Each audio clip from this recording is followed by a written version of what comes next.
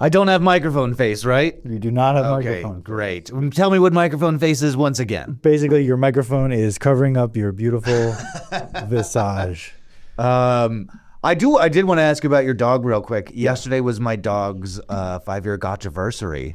Gotcha? Gotcha-versary. What is Have that? you never heard of a gotcha-versary? No. It's the anniversary of the day that you got your dog. Oh, gotcha-versary. Gotcha-versary. Okay. A dog gotcha-versary. No, I've not heard of that. 5 years yesterday. Okay. Look, I was on one yesterday. What does that mean? Well, my partner and I started drinking early in the day. I don't know if any naps were had, and we had a big cook planned for yesterday. Mm-hmm. I'll tell you about that in a bit. Mm-hmm. But we were out at brunch, and we were like, when did we okay, this is the week of 4th of July. I guess we're going to do a bit of a deep dive on this, and I'm going to talk about my dog for about 10 minutes before I ask you about your dang dog. Sure. But so we got our dog right before the 4th of July, and I guess it was on June 27th. Mm-hmm. And dogs famously hate fireworks. Right. This is going to be your first 4th of July with Todd? Yeah, but he did experience a little bit of fireworks on New Year's, which he did not like. And what they told us at the animal shelter that we got our dog from, Beagles and Buddies in Apple Valley, is hold your dog tight, show the dog the fireworks, and they'll kind of understand and be calm. And that worked for our dog Sunday. Like, we had the first 4th of July, she saw the fireworks. I held her as tight as I could, and now she's relatively cool with fireworks. So she doesn't freak out like a lot of dogs do. Maybe that's just Sunday's disposition. She's not a super chill dog generally, but that advice proved to work. Excuse me 1 second. So we double checked and we're like, when's the dog gotcha-versary? Like, when did we actually get this dog? We want to celebrate it. And we realized yesterday that it was yesterday. So we found the photo that we took when we got our dog for the first time and posted it on Instagram. And I love sharing that stuff, and she looks the same. I've definitely gotten a lot fatter in the last 5 years. That was my big takeaway.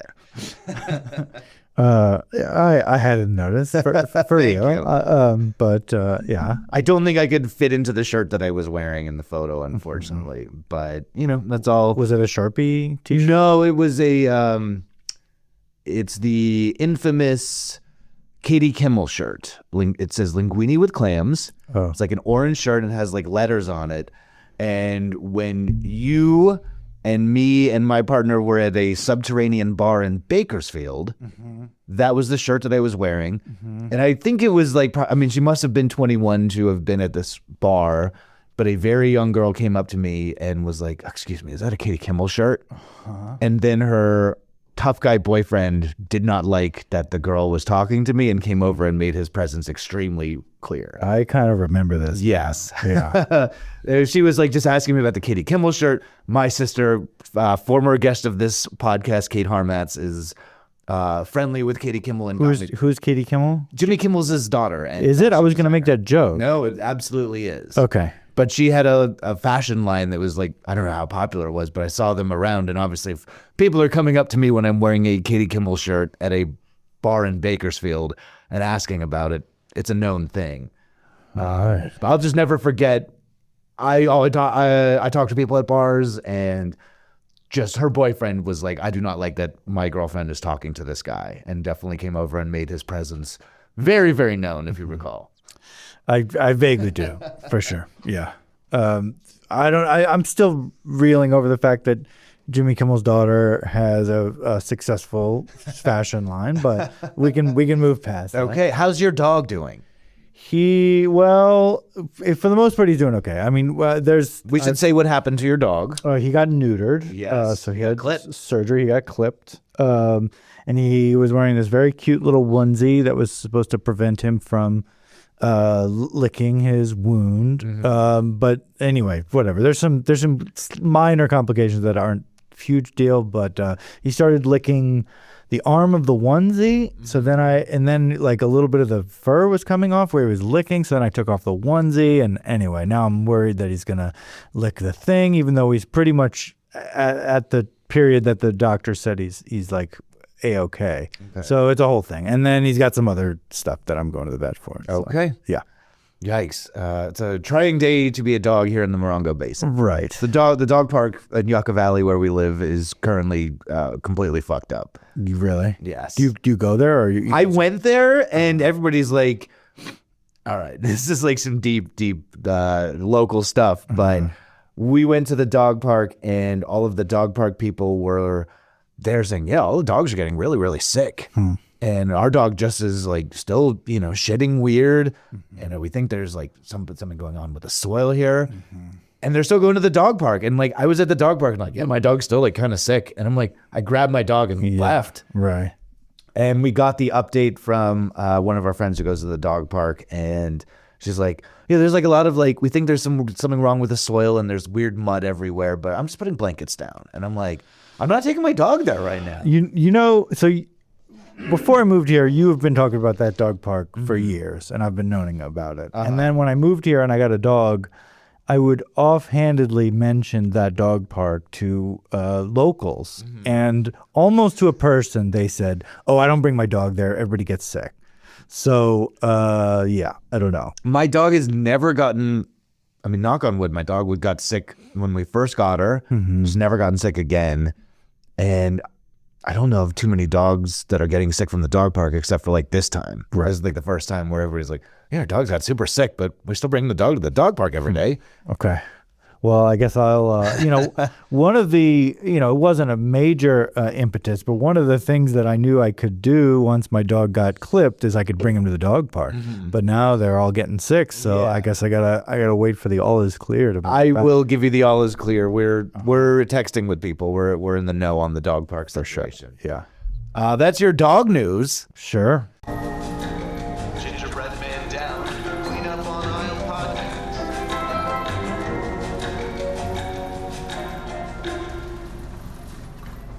You are listening to Clean Up on Aisle Podcast, the dirty truth about grocery stores. I'm Jeff Harmatz. You're Adam Fligston. Hello, Adam. That's right. Hello, Jeff. We are guestless today for an episode I pitched as Adam's Beans. Yeah. And we will get into that, but I did have some supermarket news first, and we're gonna make a little song for this part of the show. This is we're starting to get some segments. Absolutely. Yeah. Lots and lots of segments. So let's do supermarket news. So just to start off with, I think this is the biggest supermarket news. This is from CBS. An AI-powered grocery store opened in Atlanta to improve food access. So this feels like a common concept, something I've heard about in the past, but it is, I believe it's built out of a shipping container, which where we live in the desert, shipping containers are very, very common. I think I looked at tiny houses one time on Instagram, and now Instagram is serving me up all this tiny house content. I'm interested to see them. I'm really excited. We do live in the desert where people get shipping containers. You can get a tiny house and put it in your yard. It's in the state of California. They've introduced new regulations to make ADU building more accessible. Like they've streamlined the permitting process for ADUs. Have you been considering getting a shipping container for your house? Sort of. Not to the point of doing any maximum research, but I have definitely, the thought has crossed my mind. There's an Airbnb one house away from where I live that is a shipping container house. It's got two shipping containers that are sort of tastefully put together. And this is the part, they have a shipping container pool. Which looks kind of fun, but also it's right out in the public, so you could just see people swimming in it. It also has a window on the side of it. It's directly showing the street. Everybody's swimming. So yeah. But anyway, that's a thing. Yeah, totally a thing. I'm very interested since you say you can see it from the street. Yeah. The shipping container pool, it's above ground, has the window on the side. Do you think that when you see somebody through that window, is that a flattering window or an unflattering window? I'm not like a looky-loo. I'm not spending a lot of time doing it, but it always feels a little more intimate. I probably shouldn't be seeing this. Yes. So I just sort of turn away. But no, probably not the most flattering. Is it sometimes a window is just a true look through the thing. Obviously, the light will be refracted through the water as well. But you've seen the guy with the glasses where he makes the eyes look humongous in the glasses. Yeah. Like, is it just magnifying like your big fat butt? Kind of, yeah. Yeah. Okay, so shipping container, it received a big food access grant from Atlanta, and it's apparently in an underserved community in Atlanta, but it uses AI to shop without a traditional checkout line. So this is like putting into effect what Amazon has been trying to do with like Whole Foods, where like they have cameras that scan what you're putting into your cart, and you would like have to have an app enabled to shop there, and you just grab the stuff, put it in your bag, and walk out with it, essentially. And you're charged appropriately, theoretically. They're saying it's the first 24/7 AI-powered grocery store in the country. It's called Nourish Plus Bloom. Who's behind it? They are saying it is the first Black-owned autonomous grocery store company in the world. It is a couple. Their name is Jalea and Jamie Hemmings. So it's not owned by Jeff Bezos. It's not a like corporate chain, but it is obviously using tech and gear that I would consider to be like nefarious. Yeah, I mean, that's kind of what I'm mulling over right now. You know, there's something called pink washing, which is you basically take that's for queer stuff. You take something bad and then you put a queer rainbow flag over it and you make it better. This it feels like it is unhoused washing. It's like it's taking the really dark thing. It's like clearly this is a for-profit business, proof of concept, and it feels like they're doing the most sort of politically correct way of introducing it to a community that it just doesn't make sense. Like how, do they need an app on their phone? These are underserved communities, but they need an app on their phone, and are the prices less, and it's 24/7. Nothing about it makes sense. This is going to be a colossal failure. This is wild. This is big red flag for me as well. The quote from them, this is some reporting by CBS, local CBS Atlanta, that says, "My son was diagnosed with autism when he was 2, and we learned the importance of diet and wanted to make sure that it was always accessible." Which I don't, a lot of red flags in that sentence. That's neurodivergent washing. Again, it's like they know AI is bad, but they're also trying to build this growth company that they can get millions of dollars in investment in, and then they're trying to make this community angle out of it. Yeah, I don't like it. Have you ever, I think that when you're talking about accessibility, when you add, you have to have an app on your phone to do this, though, then that means it is actually, we're not really trying to make it very accessible. Right.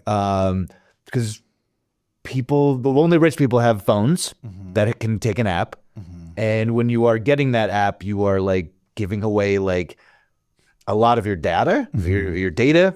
And it just does not feel like it's for anybody but capitalism, for the company that's... I mean, even if you have a phone, to be able to download the app, make a passcode and your email, verify the email, and then put in your credit card info, like that takes technical stuff that a lot of elderly people, a lot of people just would tap out through all that. So yeah, I don't like that. Where we live in the desert, I work at a radio station, and a lot of the people who listen to the radio station don't have phones. And when we say like, oh, go to a website, or like, you need an app for that, they're like, oh, I don't have that stuff. It's a lot of older people. It's a lot of poorer people who are in our community. Like we're way out in the desert. I remember when we had Lindsay Anderson on the show to describe one of our communities, Wonder Valley, is kind of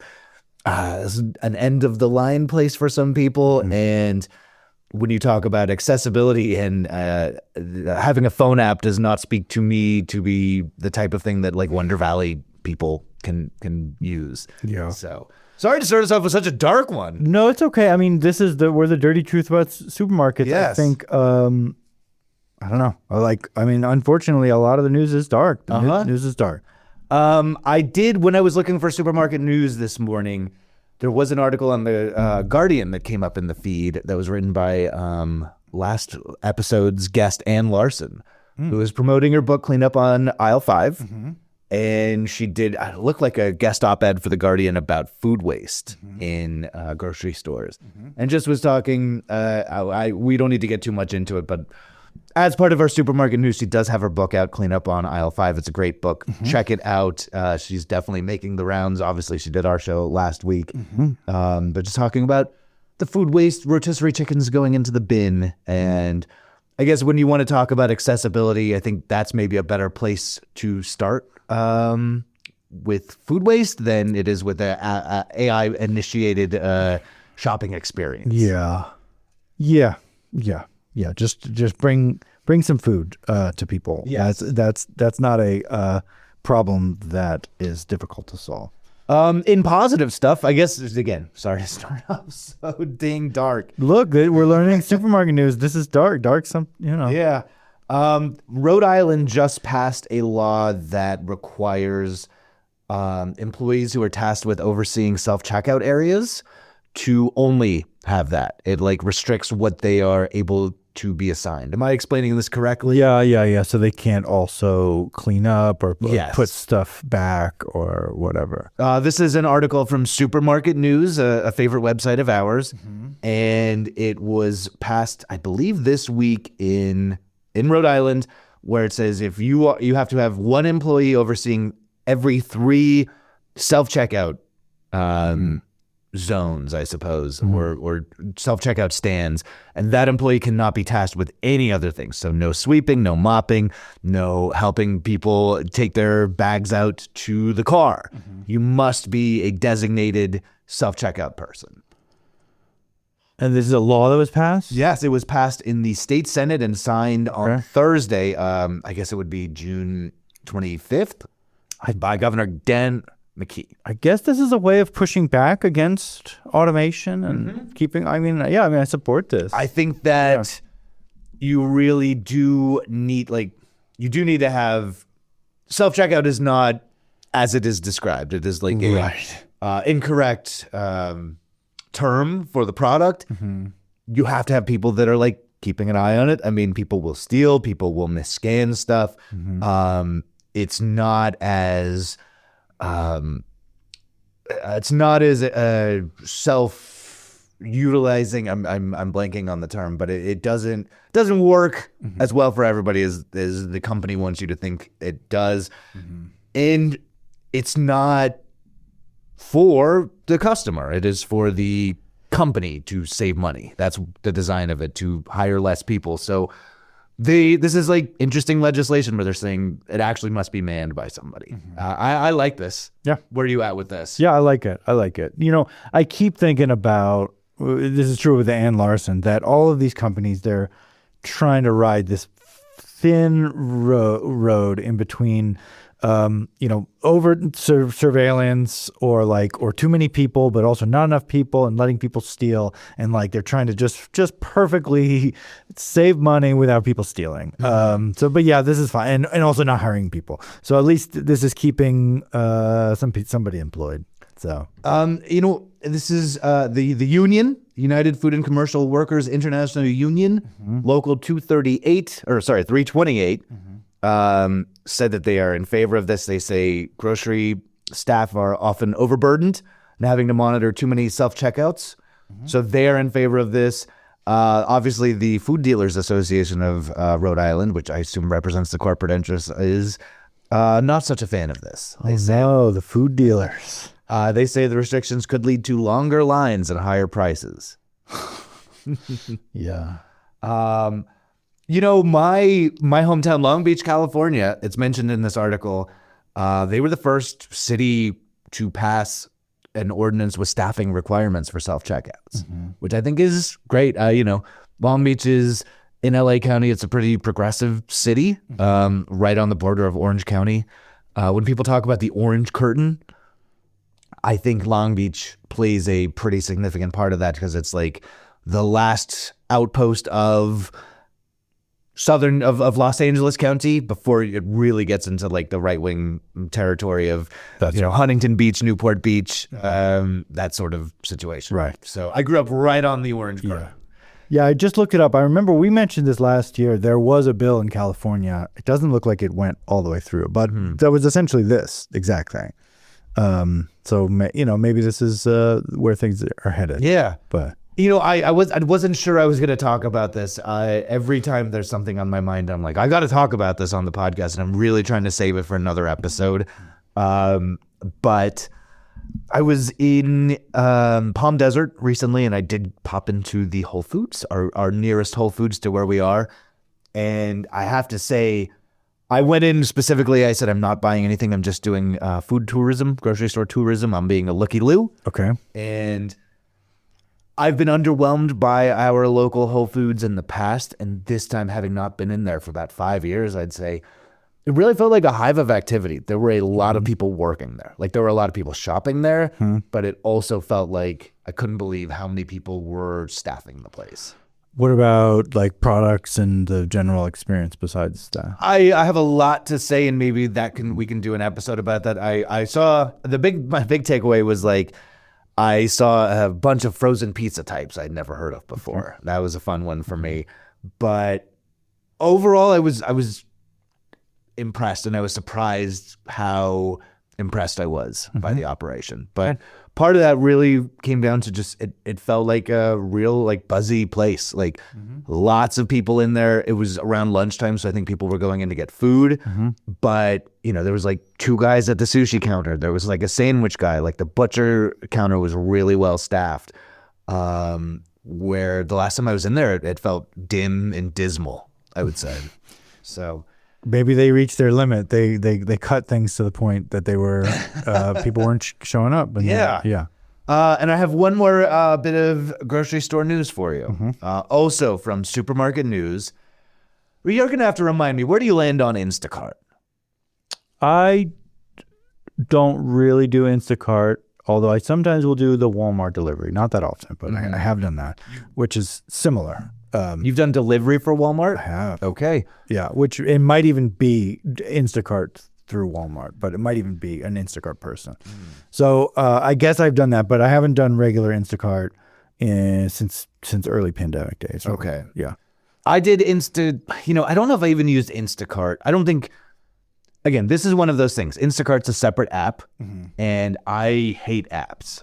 You got to really get me going to get an app. Like I can show you how many apps I've downloaded on my phone. I think it's probably in the single digits. I've got a few now, unfortunately, but Instagram, Lyft, Uber, Headspace. My partner got me a year-long subscription. We've got Zelle and a few things for work, but I'm not a guy who's going to get an app. I know people where if you go to a restaurant, they say, get our app, they'll be like, oh, of course, I'll get the app, and you get the points from the app. So I have done, me saying I don't have any apps, like it's a big barrier for me to download Instacart. But I have used the Vons delivery. I've gotten had somebody shop for me from Vons in the pandemic, which I did through the website. I didn't have to download a specific app for that. When you do the Walmart, do you have to do a specific app, or are you? There's a Walmart app. Okay. That I do have. So you do have the Walmart app. I do. I've got a lot of apps. I'm not that stingy about apps, but I've used the Walmart app. And again, like I've said this before, I live on a fake street, so regular delivery is not very reliable. So one of the reasons I do use Walmart more than I ever did in the past is because it's the only place that actually brings packages to my house. Okay. So yeah. I've had somebody shop for me at a Walmart before. I've had I've gone to the pickup zone on the side of the Walmart and had somebody come out with the cart. Yeah. That's what I had done at Vons as well. So I'm really unfamiliar with the Instagram app and how it works and when you open it up on your phone, what does it show you and stuff like that. You can do grocery outlet. You can do it from Instacart. But you can also do Uber Eats grocery outlet, which is weird, but yeah. We have done Uber Eats in my house. Like my partner for work, in the salad days of her job, they would say it's a no meeting Friday, and here's a $30 Uber Eats credit. And there's only 4 restaurants in town at the time that were doing Uber Eats. But it worked. We were hooked on a local Mexican restaurant now that we went to for the first time because they were the only people that were doing Uber Eats. Anyways, have you used the Instacart app ever? I have, but not in a while. When you log into it, like, what does it show you? I mean, I guess what's the? I'm sounding 1 million years old. What's the homepage? It has the asks for your location, and then it has stores near you, which will be Vons or Ralph's or 7-Eleven or maybe a liquor store or something like that. Mm-hmm. Yeah. So they are Instacart introduced an immersive feed, which is short form vertical videos that showcase meals and recipes On their app? on the app. Yeah, that's dead in the water. You think so? Yeah. Okay. I know that every app has to have like its own specific content or whatever. Uh-huh. And that I know that there are people out there where they open an app and whatever the app shows them, they're going to engage with. Yeah. Like, I think you and me are sterner consumers of media. Right. I think that there's a reason that Instacart needs to have their homegrown recipe content, their own food content. Look, I don't think it's a bad idea for them to try to get meals in front of people, but I think the idea that anybody, even a app, a dummy, is going to open it up and they're like, I want to order chicken because I'm doing a barbecue, so I'm going to get hot dogs and buns, and then all of a sudden some videos start playing and they're going to just start swiping and like lose sight of the original task. Like I just don't buy it. I mean, if they did something that was like a one-click TikTok where you click a button and then it goes to the Instacart app and it adds those things to your, like, that makes a little more sense because you're already mindlessly scrolling. Yes. But to open the Instacart app and then start mindlessly scrolling, I just don't buy that. I mean, and again, I'm not trying to give Instacart any ideas here, but what if you, like you said, I'm going in, it's 4th of July coming up, I'm going to open up my app and buy hot dogs. Yeah. And then it shows you a video of like, let's say a bacon wrapped LA style street hot dog, and they say, look how easy it is to do. I personally love a bacon wrapped hot dog. I cook it up with onions and jalapenos. Right. But you show a picture of the bacon wrapped hot dog and how easy it is to make one to a guy who's just trying to do ketchup mustard hot dogs. I mean, but that's just an ad. They already have an ad. That's just like a circular, flashy thing. They already do that. Okay. The idea of a swipeable feed for you to sit and watch things, that's the part that I'm objecting to. Okay.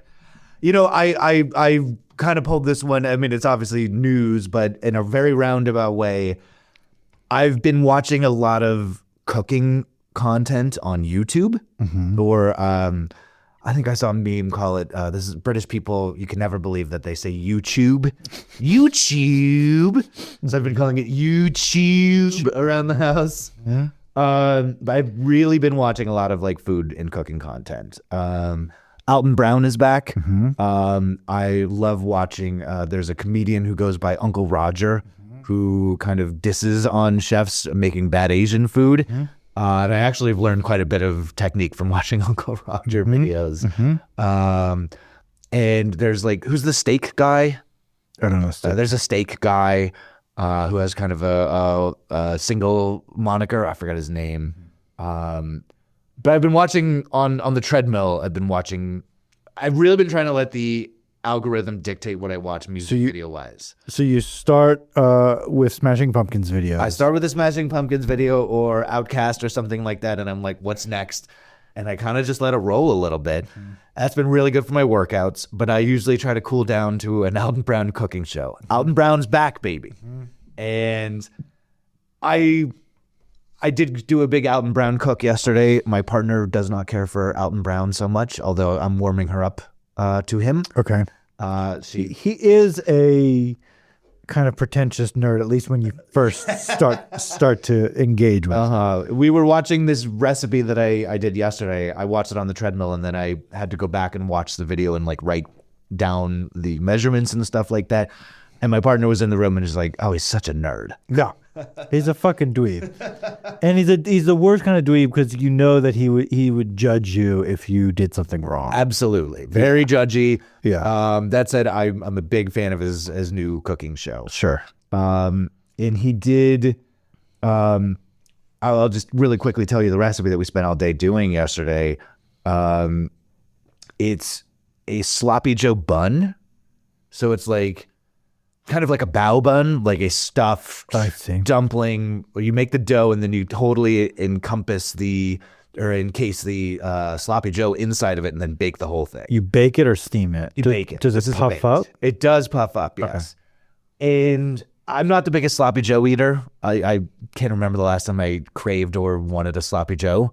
Yeah. But I thought that the dough recipe and the technique was like worth exploring. And it occurred to me like, it'd be great to take into work for lunch. I've had really bad work lunches this week. Like try to do salads, but can't do a salad every day. And just having these frozen and be able to microwave them seems like it's going to be really useful. And also a great way to use leftovers. Like if I make like a stew or beef bourguignon or like have leftover barbecue, like having a dough and making it into that kind of bun and popping them in the freezer seems like a really effective thing to have. It can't be too wet, right? It has to be. The sloppy Joe was pretty wet, Okay. honestly. Yeah, because I'm just imagining it pouring out of this thing. It didn't. I wouldn't do soup. I wouldn't like put soup in there.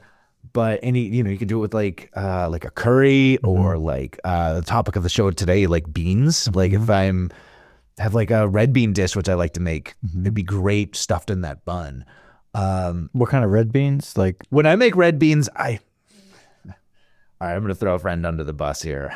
I make a dish that I call red beans and rice, which is it's usually like leek, onion, pepper, a little sausage, and red beans, and I serve it over rice or quinoa if I'm feeling fancy. I made it for a Southern friend one time. So I'm really proud of it, and I think it tastes great. And she sat down and she says, I think this is fantastic, but you obviously have no idea what red beans and rice is. And I still don't think I know what red beans and rice. I've had it from Popeyes. right. But I don't think my friend was really dismissive of what I presented to her. Anyways, this is my roundabout way of saying, if you told a guy in, 2001, you're going to get a lot of cooking advice from YouTube. And like, we're being very dismissive of the Instacart app having recipes and stuff like that. But like, tell either one of us, 15 years ago, you're going to get a lot of cooking advice from this thing, YouTube, where you watch the Iron Man trailer on. You're really going to learn a lot about cooking from that. I hear what you're saying. I'm still calling bullshit on it. To get, I don't know, whatever. To get people to use a platform passively is a really difficult thing. And almost nobody has pulled it off except for YouTube and TikTok and maybe like Spotify or something. But like, I don't know. That's it. And everybody else is trying. So, and there's no way that Instacart, because I was thinking like, what if Instacart had a private or like a exclusive with Alton Brown? Could he pull people on there? And it's like, no, there's no food. Even Joe Rogan couldn't pull people to Spotify, and he's like the most famous whatever. Did he do an exclusive with Spotify? Yeah, he did. And that was supposed to be a big deal, and it didn't work. So there's no food person that could do that. I don't think. All right. I mean, if they got enough of them, if they got Uncle Roger and Alton Brown and Kenji and other people that we don't watch, maybe then. Look, if Alton Brown said no more videos on YouTube, it's just the Instacart app, maybe I'd put on the Instacart app while I'm running. Yeah. All right, should we dig into your beans? I guess so. Okay. So the first thing I want to say is that I don't consider myself to be a bean expert. I do cook a lot of beans. Yes. But like a freshman in college cooks a lot of ramen noodles. Does that make them a ramen expert? You know what I mean? I don't think you're a bean expert, but I know you have a lot of bean opinions. And I'm sure we're going to get to all of this, but I'm really scared of colon cancer right now. Oh, And you said something, I think maybe right when you moved out here, that you think people are not getting enough fiber. 100%. And Still believe that. the combination of you mentioning the fiber situation and a lot of people our age are dying of colon cancer right now. And my ears pricked up when you said that. And I have been a lot more mindful about my fiber. I don't know if I'm eating more fiber. But colon cancer, a big concern. My partner has a predisposition to colon cancer. I'm not trying to get into anybody's medical history, but a close family member of hers had colon cancer. And so she's, definitely been advised to get colonoscopies and has had colonoscopies. I've picked her up from the colonoscopies in our time together. It seems like it's on the uptick, colon cancer right now. Again, not to sound like Robert F. Kennedy Jr., but a lot of people are like attributing colon cancer to a lot of different things. I feel like that's maybe just the way of the world where, a certain cancer is on the rise and people want to find things to attribute it to. Right. And obviously the internet aggravates that symptom of being a human being, but I've seen things like the lining of like LaCroix cans being a cause of colon cancer, and Forever chemicals. yeah, Forever Chemicals, obviously, which we're no fans of, but is that specifically what's leading to the uptick in colon cancer? Yeah. What any thoughts on that? No, I mean, just that, that's one of the reasons why I'm so pro fiber is that, every day there's going to be some new study that mouse suggests that this thing causes this thing, right? And fiber is one of the most oldest, most studied, it holds up to every scientific study, which is that getting it is good for you. Regardless of everything else you do, most people are, especially in these days, most people are probably not getting enough, and it is very good for you, and it helps in all these other 100 different ways. So I'm just a advocate. I don't I'm not whatever. Eat other stuff, but also eat a bunch of fiber because it slows down the digestion of the other stuff, and what you do digest from the fiber is good. Okay. So yeah. Anyway, and I don't think I'm getting enough fiber in my life. Yeah, I mean, guaranteed. I'm a guy. I think I eat relatively healthy. We cook most of the food that we make in our house, but probably not getting enough fiber. And I eat a lot of kale, but I'm not eating a lot of beans. Is kale fiber? yes, Okay. but just by weight, it's not a ton. If you eat a kale salad, if you were to blend that up, it's not a lot of physical food. That's true. Yeah. And are beans your main source of fiber?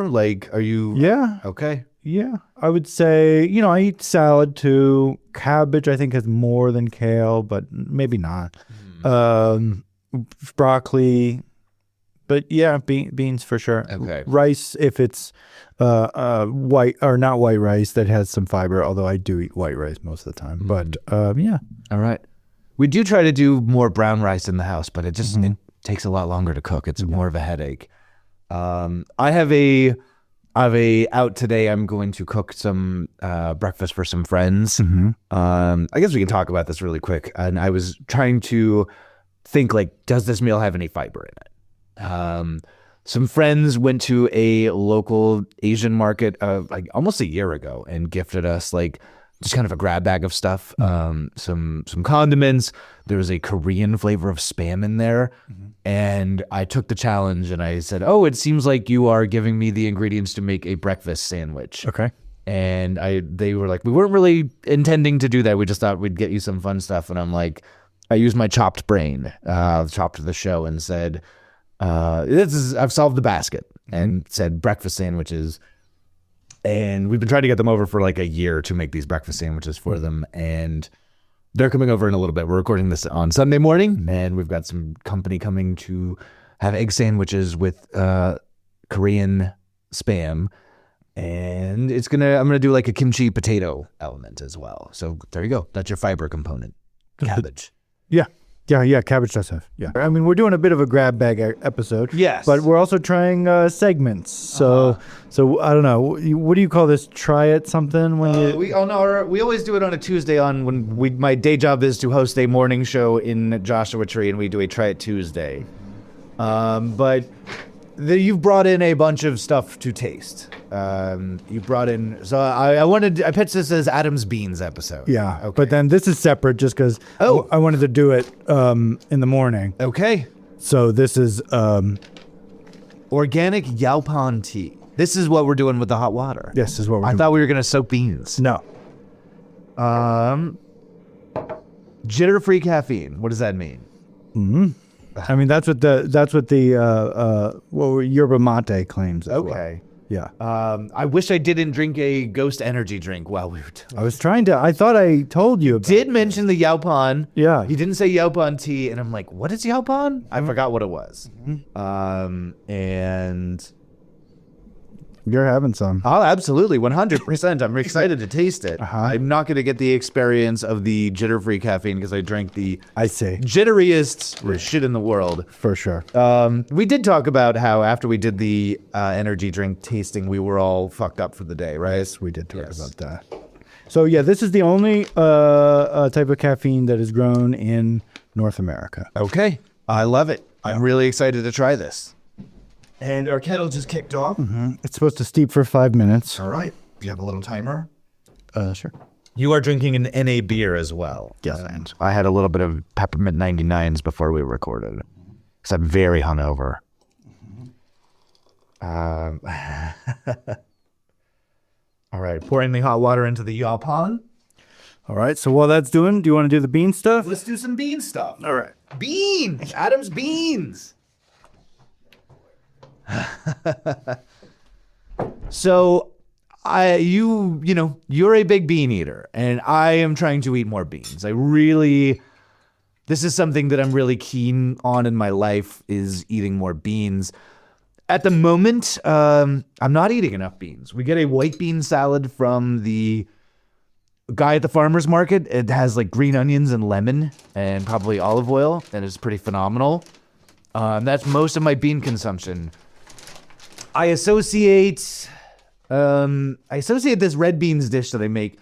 I learned to make it, or I started making it when I was living with you in Bushwick, and it was definitely I would have called it like bachelor kind of food, where I'm buying a can of beans and buying a sausage and kind of throwing stuff in there to make a dish for myself at dinner, and using Cajun seasoning from the package.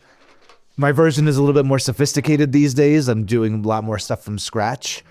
Have you tried to untangle what this Southern person was claiming that these are not right? Have you tried to figure that out or no? No. I remember her saying that this is not correct, and I have done no further research on it. Okay. I like the thing that I make. I like to eat it on quinoa Yeah. instead of white rice. So that's definitely not a Southern thing. No, It's no. not a traditionally Southern. Absolutely not. I'm a LA cool guy, Southern California LA guy that has no idea what rice and beans actually is. Okay, so what is this? These are Mayakoba beans. Okay. These are the same beans that are in front of us. Even though So they're I'm not supposed to eat this, right? No, you're not supposed to eat this. Oh. I'm just showing them to you. Okay. You're not supposed to eat that. Okay. Yeah. But this you can eat. All right. Yeah. So you've got a little dish in front of us with, it looks like, I'll be honest, it looks like pinto beans to me. Yeah, I know. That's the thing about some of these fancy beans is like cranberry beans are another one. They wind up just looking like pinto beans after you cook it. They're beautiful before you cook them, but then after you cook them, they wind up All right. very similar. So should I taste this? Sure. Yeah, Okay. if you want to do some chips or something, or if you want to just try it. Wow.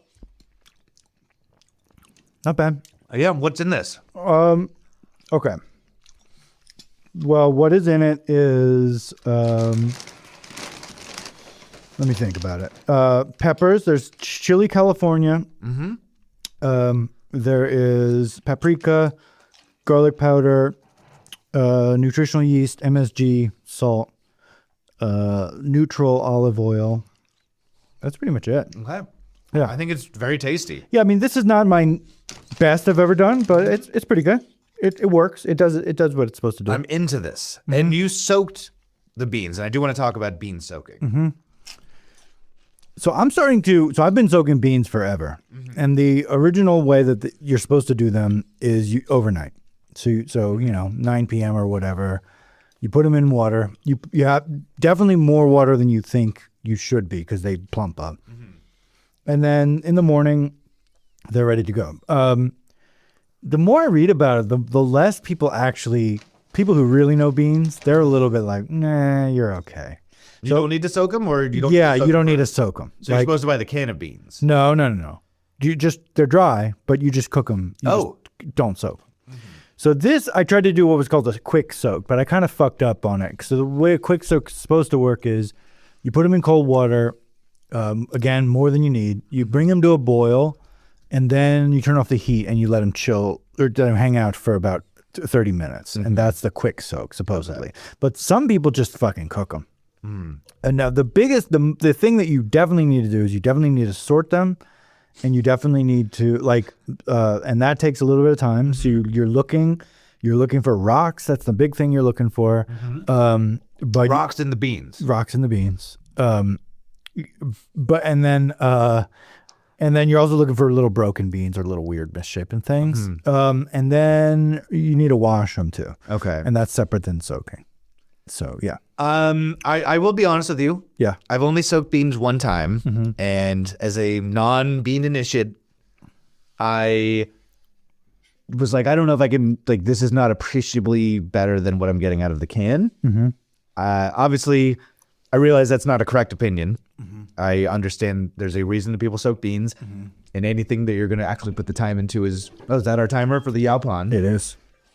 Anything Anything people are going to put more time into and prep ahead of time and do it from scratch is going to be better. right. I just, the one time I did the beans soaking, I was like, it was fine. So I definitely think it's better. yes, I think I understand that. Yeah. Although I think canned beans, if you know what you're doing, you can make canned beans taste pretty damn good. But there's I might even compare it to diced tomatoes because they add stuff for preservatives that change the flavor, and the flavor will always be changed. You can mask it and you can get around it and stuff like that, but it won't be the same. We are about to do I don't know if it's a bean exactly, but we're about to do a legume soak in my household this week. My partner found a falafel recipe that she really wants to try. And it says you must soak but not cook the chickpeas. Okay. This falafel recipe. From dry? From dry. Okay. So I assume that if you were getting chickpeas in a can, they've been cooked. Yes. Well, they're sort of like par cooked, but yes. And so this recipe says do not use canned chickpeas. So we are going to do is chickpeas a bean? It's a legume. Legume? Legume or legume? I don't know. I always say legume, but But we are going to do a soak for the first time in years in our house this week. It's on the books. We've got the stuff. We're excited to try it. And this may open up the whole realm of soaking overnight soaks for us. yeah. I mean, I would say, yeah, it takes, the real thing is not about the soaking. It just takes a long time to cook. Like this probably took about 3, maybe 4 hours. Okay. Slow cooking, low cooking. And what is the liquid? Is it just water? Just water. Okay. And it creates a tasty little sauce for itself. Yeah, but oil is important. It almost like becomes emulsified when you cook it down. But I sometimes do pressure cooker. You don't have a pressure cooker. No, we do not. Yeah, that's a good way of shortcutting it, but you get less Maillard reaction when you pressure cook it. So there is a little bit of that's missing, a little bit of umami that's missing. But that's a good way of going much faster. All right. Yeah. Should we take a bean break and try this Yaupon? Let's do it. All right. Cheers. Cheers.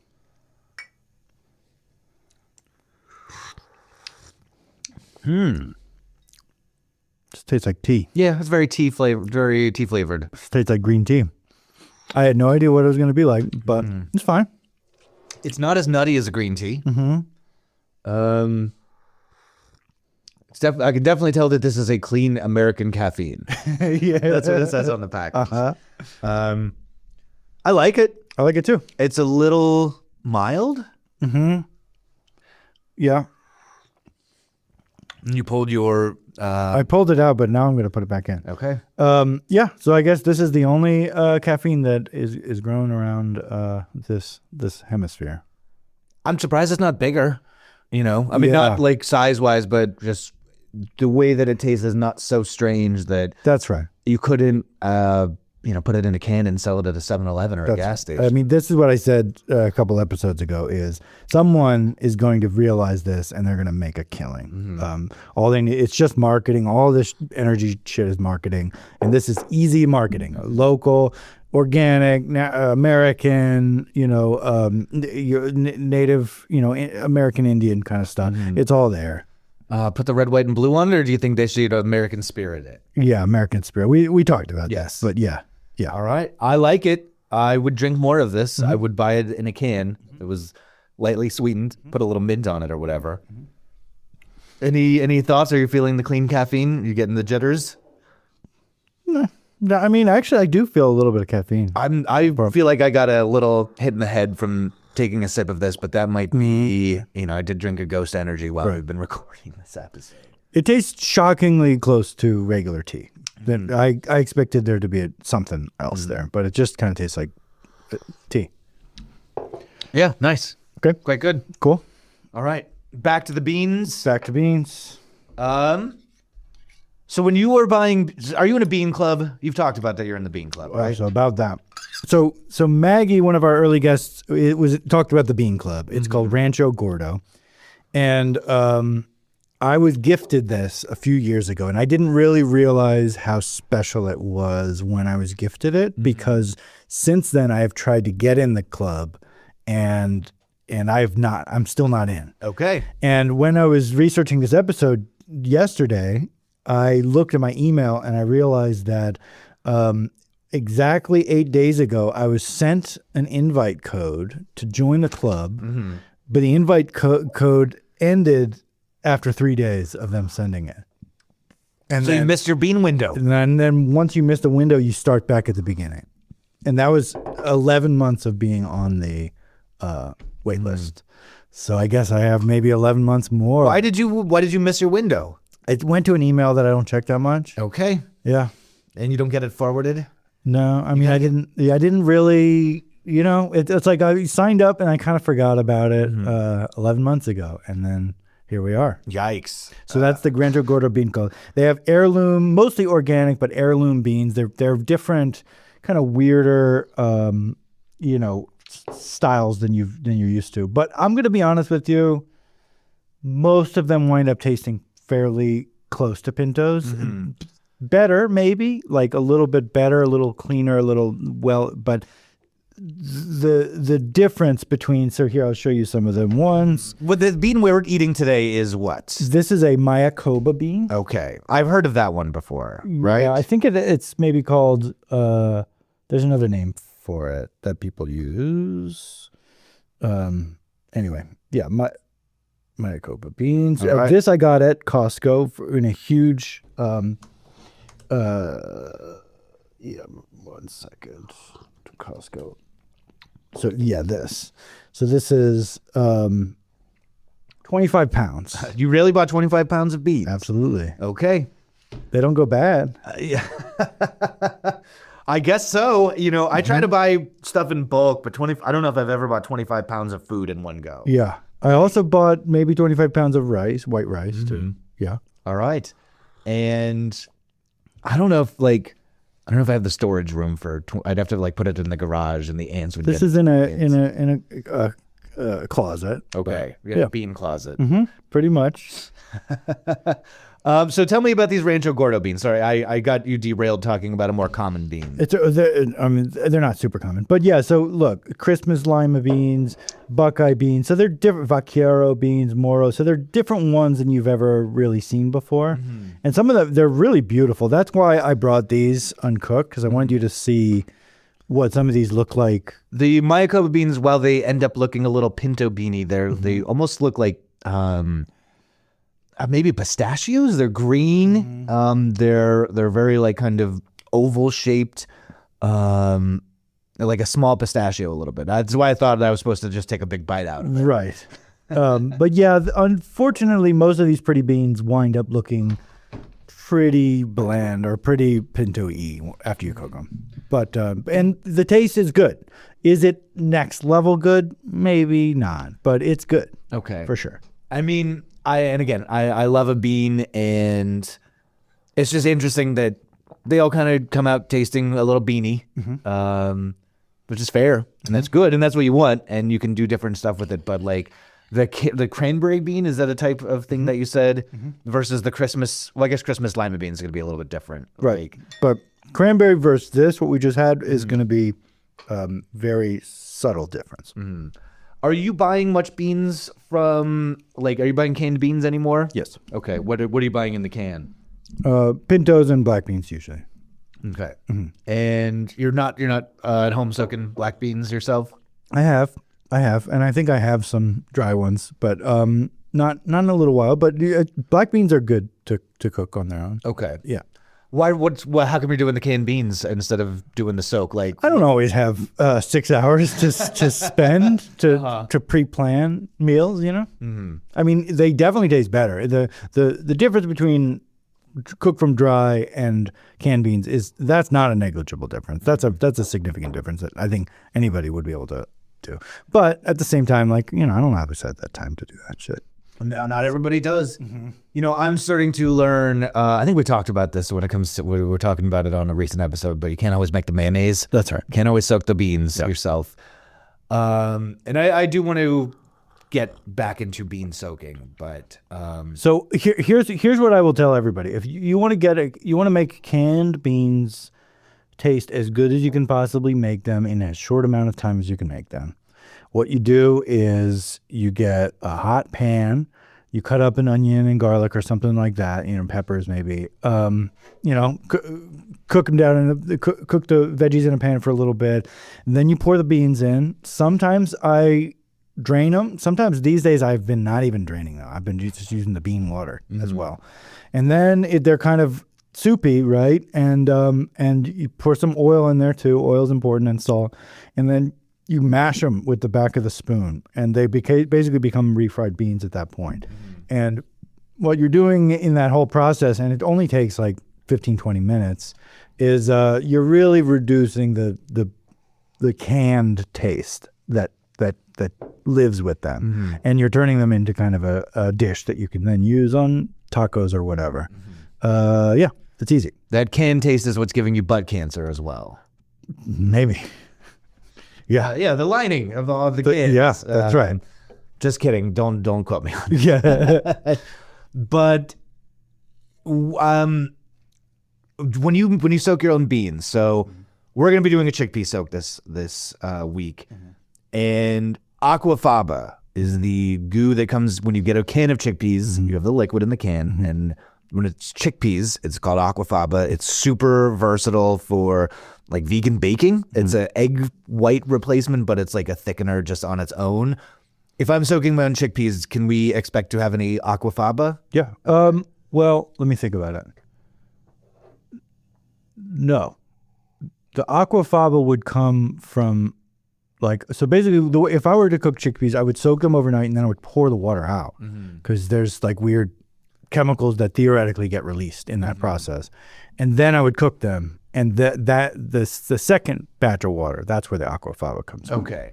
Yeah. So theoretically, I mean, we're making falafel, so I don't know if we're going to be deep frying it in oil. I just read the beginning of the recipe. I didn't read the whole recipe. Yeah. But we might not have any aquafaba from this. Yeah, because I mean, I've never heard of not cooking them. Okay. So I'm a little skeptical. I'm curious how it turns out. Me too. It's a favorite Australian food writer of my partner's. I forget the name of the website where the recipe comes to us from. But, okay. She's a big fan of it. So you soak them, but you don't cook them.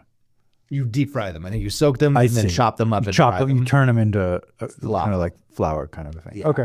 All right. Maybe it'll work. All right. And then when you okay, I'm trying to think of the top bean types that they sell at grocery store as well. We got white beans. Mm-hmm. Is that navy beans or cannellini?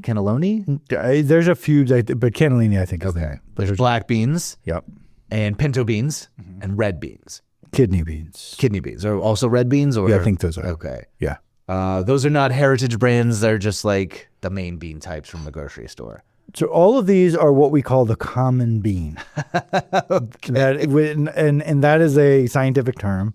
So all of those come from South America originally. Chickpeas and lentils and soybeans, those are not common beans. Those are a different type of legume that all come from either Europe or Asia that I just mentioned. Okay. Black-eyed peas come from Africa. They're also not common bean. So they're similar legume, but they're sort of from a different lineage. The black-eyed peas and common beans. Are all of the common beans, I mean, you hear this that like there's one base plant that we get, Brussels sprouts and broccoli and cauliflower and I forget the rest of them, but a lot of the vegetables that we eat are kind of descended from this common ancestor. Are these red beans and white beans all coming from that same ancestor? Yes, but I think the split is much older than Brussels sprouts, where it's like pretty new. Like the difference between a Brussels sprout and a cabbage is like created within the past 100 years, essentially. Whereas these are centuries old. Okay. Yeah. I've got to get more into beans, I think. What's your favorite? You mentioned this preparation of beans. What are some of your other favorite bean preparations? I mean, this is the main way that I cook most beans. I change the spices. Do I use Mexican chili peppers? Not on all recipes.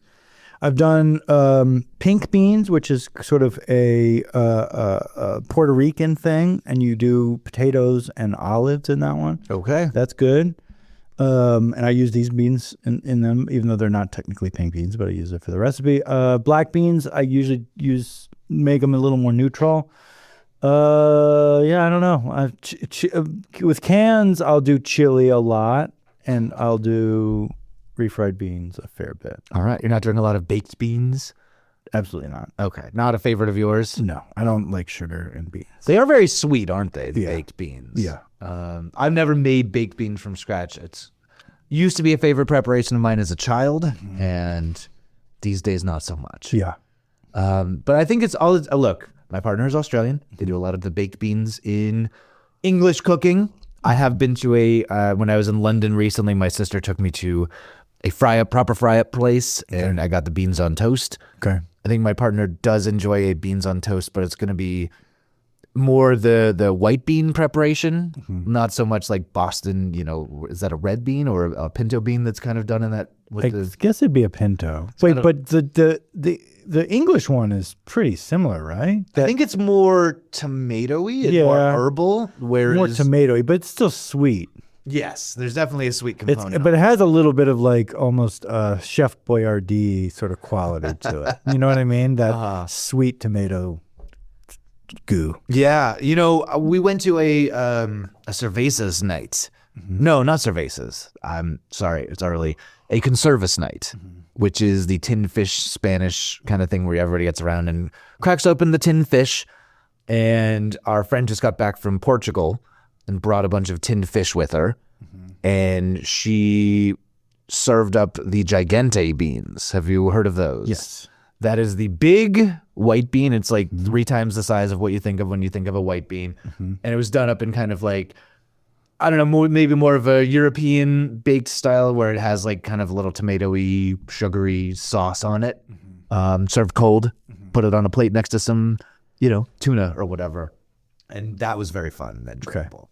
Yeah, I usually don't fuck with that stuff too much. Okay. I mean, every now and then I've had like maybe like Greek beans that are similar to that, but they're not so sweet. They're cold, and then maybe they have like dill and salt and some whatever vinegar or something. And I've been having this cold white bean salad from the farmer's market, and that white beans, lemon, green onions, olive oil, and it's so that's good stuff. Yeah, very fresh, very like light it tastes. And I'm thinking about ripping it off and making it on my own. You should. Because we like this guy's stuff, but it was one time a little missed. The beans weren't all the way done, and it's also quite expensive. So it'd be, beans is cheap. It's and one of the more inexpensive things that you could eat and fill yourself up on, right? That's right. And they're good for you, man. They're good for you, like definitively.